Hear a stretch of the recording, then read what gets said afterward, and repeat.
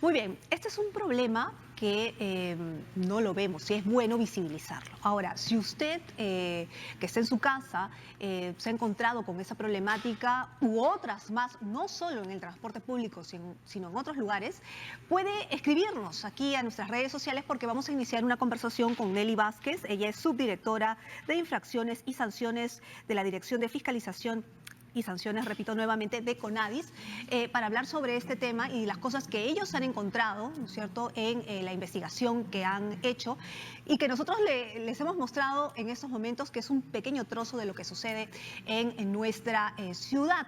Así que ya saben, a nuestras redes sociales, Facebook, Twitter, WhatsApp y también a Facebook Live de TV Perú. Dicho esto, entonces empezamos nuestra conversación, ¿no es cierto?, con Nelly Vázquez. Nelly, ¿cómo estás? Bueno, hemos visto el informe y es tristísima la situación, ¿no es cierto? Empezamos desde el marco legal. Hay un marco legal que protege a las personas con discapacidad, ¿no es cierto? Y esto, por supuesto, en el Día Mundial, 3 de diciembre, del Día Mundial de la Persona con Discapacidad, ¿no?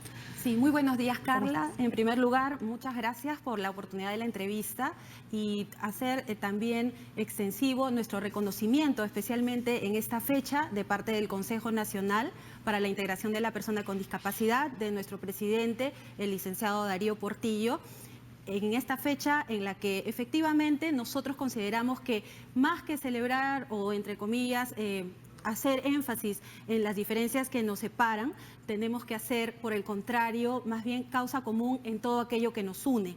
Lo que señalas efectivamente es nuestra realidad. Sin embargo, el Consejo Nacional para la Integración de la Persona con Discapacidad está haciendo los mayores esfuerzos, en primer lugar, para efectivamente determinar cuáles son esas dificultades, esas barreras que impiden una efectiva integración de la persona con discapacidad a la sociedad y el ejercicio pleno de sus derechos. En el caso del transporte, por ejemplo, la normativa en general, el marco legal que tenemos es la Ley 29973, en la que claramente se establecen cuáles son las obligaciones que todos en realidad tendremos que respetar, y en el caso específico de las empresas de transporte, el tema de la accesibilidad. Hay una norma, además hay normas técnicas adicionalmente al marco legal general, que es la norma técnica, la A120, que establece cuáles, en el caso de accesibilidad arquitectónica, deben considerarse para que las personas, por ejemplo, en primer lugar, puedan acceder al transporte como el metropolitano. Vamos por partes para que la gente lo entienda, porque la parte técnica no la va a entender muy bien, pero digamos, hay una ley que tiene muchísimos años, que nace de el que fue congresista de la República, que ya falleció, que es el señor Díaz Canseco, ¿no es cierto? ¿Cuántos años tiene esa ley, digamos, Marco? La ley está vigente desde el año 2012. Ya. Sí, ahora, esta ley se aprueba 2018.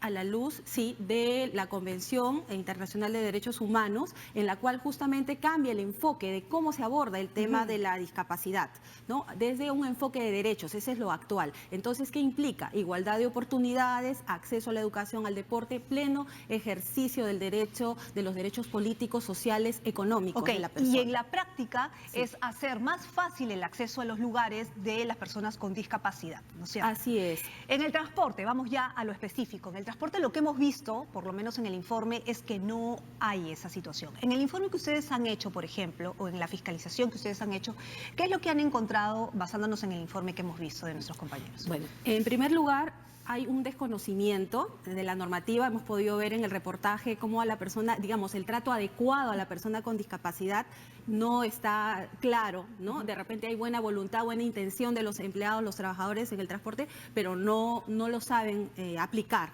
¿no? Por otro lado, también el tema de las rampas que no cumplen las condiciones o la norma técnica para que sea segura, porque justamente la norma lo que apunta es a que la persona con discapacidad pueda desplazarse de manera autónoma y segura, de manera que requieran las menores ayudas. De ser el caso, lógicamente hay que proporcionarlas, pero no todo es negativo. También es bueno decir las cosas positivas que se han encontrado. Por ejemplo, la disposición del personal ha sido, en la mayoría de los casos, prácticamente óptima. Luego también que sí había una señalización podotáctil en las estaciones, se han abarcado tanto estaciones como terminales, pero hay algunos otros aspectos como por ejemplo el hecho de la frecuencia, los horarios, la cantidad de personas, ¿no?, que tienen, exacto, en este caso podemos ver que genera, ¿no?, prácticamente una serie de incomodidades y también sobre todo riesgos, ¿no? Si una persona, digamos, en las condiciones de que viaja día a día, ya se enfrenta a barreras, ¿no? En este caso, la persona con discapacidad, en este caso discapacidad física, ¿no? Encuentra mayor dificultad. Por ejemplo, esas rampas o estos cocos, por ejemplo, no los ayuda, digamos, más bien lo que hace las llantas es obstaculiza el exacto, paso, ¿no?, de la silla de ruedas, así es. Y también la accesibilidad en los ascensores, porque no cumplen con las dimensiones, no han sido pensados cuando se han instalado o se ha edificado en las personas con discapacidad y sin embargo es obligatorio. La silla de ruedas de Margarito no entra de todas maneras. Definitivamente, ¿no? Ahora... Lo estoy agarrando con humor, pero en realidad es una persona con discapacidad. Así es. Y sobre todo lo que me mencionas es muy importante. A veces pensamos que el tema nos es ajeno, solo cuando tenemos un familiar o un amigo miramos esa realidad. Y como dice un famoso cirujano, lo que mata al paciente es lo que el cirujano no ve. Y estamos con una ceguera, una venda, cuando en realidad en la actualidad hablamos en nuestro país de prácticamente un 10% de la población que la conforman, esta población vulnerable, que son las personas con discapacidad. Por ejemplo, 3 millones. A Elaine, lo que vemos en imágenes es que la tienen que ayudar a cruzar, ahí está la rampa, pero inclusive en la rampa hay como que, digamos, momentos en que le genera... digamos, a las llantas le genera mucha fricción, y no la deja avanzar, ¿no? Eso es uno. Y dos, llega a subir al Metropolitano, efectivamente la ponen en el lugar señalizado para personas con discapacidad, la dejan ahí, pero obvio, un freno, ¿no? Una frenada del vehículo y ella puede salir para adelante o para atrás porque no le ponen el cinturón de seguridad. No todos tienen, por lo menos, ¿no? Así es. Ahora, ¿hay sanciones para el Metropolitano si es que no tienen las debidas señalización o el cinturón de seguridad? Sí, bueno, efectivamente, dentro de la ley y el reglamento están contempladas hasta 24 infracciones tipificadas para sancionar distintos tipos de incumplimiento. En el caso del transporte público, efectivamente, en realidad el término general es la accesibilidad. Al no permitir la accesibilidad para la persona con discapacidad se está vulnerando, ¿no?, un derecho. Entonces, a partir de ahí se aplican las sanciones. Aprovecho tu pregunta justamente para mencionar que en el CONADIS desde agosto de este año hemos comenzado una nueva etapa, digamos, dentro del proceso que es fiscalizar, indagar, instruir y sancionar. Entonces ya estamos entrando en ese sentido, luego de haber hecho las fiscalizaciones, de haber sensibilizado, de haber informado, ¿no?, en los casos en los que no ha habido una rectificación de, digamos, la edificación o de las conductas infractoras, proceder a imponer las sanciones que van desde una UIT hasta 20 UITs como máximo. Desde 4.000 soles, una UIT es 4.000 soles, ¿no? Sí, 4.000. Ahora, ¿hay denuncias? Porque muchas personas dicen no denuncio porque no va a pasar absolutamente nada. ¿Hay denuncias? Sí, ¿cuántas? En realidad, bueno, nosotros recibimos diariamente denuncias. Es bueno, y aprovecho justamente la señal abierta de Canal 7, puede cualquier persona, ya sea con discapacidad o cualquier otra persona que tome conocimiento de la vulneración del derecho, pueden hacerlo tanto por vía escrita, digamos lo más conocido, vía mesa de partes, como también al buzón atención denuncias, @conadis.gov.pe, para nosotros inmediatamente tomar conocimiento y, de ser el caso y de ser en nuestra competencia, intervenir y tomar acción inmediata.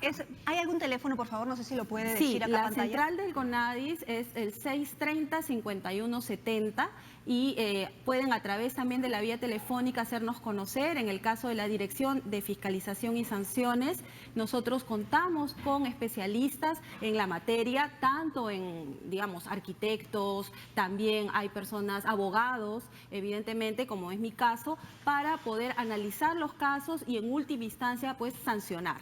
Eso es en transportes, pero ¿y en las demás áreas? Así es. En todas estas áreas hemos venido trabajando, te menciono las más relevantes, ¿no? Una de ellas, por ejemplo, la cuota de empleo. Es decir, nuestra ley establece que al menos un 5% del personal contratado bajo un régimen laboral en el sector público deben ser de personas con discapacidad. En el caso del sector privado es el 3%. Ahora, esto nos lleva también a otro tema. Es importante la articulación intersectorial. ¿Por qué lo menciono? Por ejemplo, en el caso del sector público es CONADIS la entidad competente. En el caso del sector privado es UNAFIL. pero es importante que haya un cruce de información, así es, para detectar cuáles son las falencias. ¿Se está cumpliendo ese 5% y ese 3%? Bueno, justamente los resultados iniciales nos indican que no cumplen la mayor parte de las entidades. Entonces estamos viendo cómo hacemos para que cumplan, porque la idea no es solamente sancionar porque no tienes el porcentaje. Ni el público ni el privado. Ni en el público ni en el privado. ¿Qué ocurre? También hay que hacer un análisis de los perfiles de puestos para ver dónde es posible absorber, ¿no?, esta población económicamente activa conformada por personas con discapacidad y pueda absorberse, ¿no?, esa oferta de trabajo existente. No se cumple por discriminación, no se cumple por ineficiencia o no se cumple por qué. Encontramos, en realidad, todas las causales que tú señalas concurren, ¿no? En algunos casos es por desconocimiento de la normativa, en otros porque no se ha implementado, no nos indican que no se ha, por ejemplo, implementado en los concursos públicos o que no hay postulantes para estos puestos, lo cual en realidad no implica que hay que incentivar tanto la oferta como la demanda. Muy bien, muchísimas gracias por haber estado con nosotros y contarnos sobre este tema y seguramente vamos a seguir hablando más porque sé que van a hacer el informe a nivel nacional. Muchísimas gracias. Nelly Vázquez, subdirectora de Infracciones y Sanciones de CONADIS, ya sabe, repite el teléfono, por favor. Sí, 630-5170 y pueden presentar ustedes sus denuncias a través del buzón atenciondenuncias@conadis.gov.pe.